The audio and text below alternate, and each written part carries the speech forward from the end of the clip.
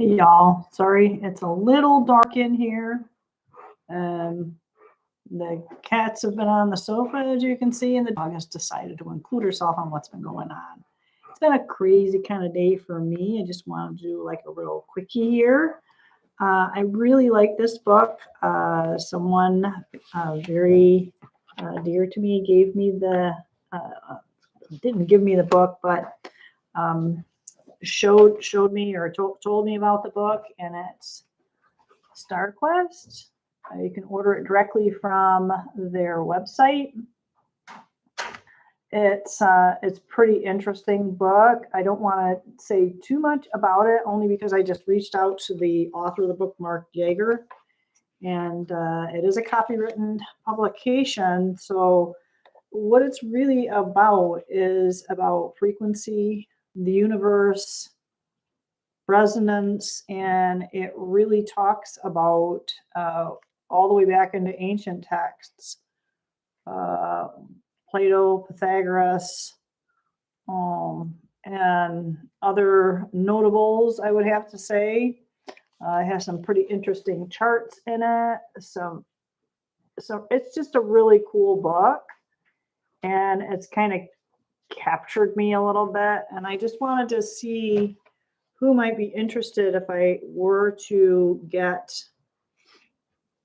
some permissions to go through this. I remember being absolutely blown away by the glass harmonica, which I had seen, I don't know, maybe about a couple of years ago. I remember reading about it or seeing about it many years before that, but there's some really cool YouTube videos on that. It's basically where they use the spinning bowls balanced with water and make this most amazing sound. And it's kind of likened to that girl there, how she remember doing that as a kid or even as an adult with the different amounts of water in each of the glasses, and you can make them basically sing. Well, there's an instrument, it's quite old, and that gentleman there is playing it, and there's a nice image of one. You can find some live or some recorded videos of people playing it. It's just absolutely stunning what it sounds like. It has to be even more amazing when you're there. But it's just a fascinating book, and this is really kind of cool too. It even talks about the inaudible stuff. So we know that our ears are somewhat limited into what we can hear. So for me, the inaudible is more on a subliminal level. And it does talk about that too. It really goes back and ties in all of the astrological signs. It goes in ley lines. It talks about refracting lights and how a lot of the platonic solids are involved, and even the shapes of the the astral images.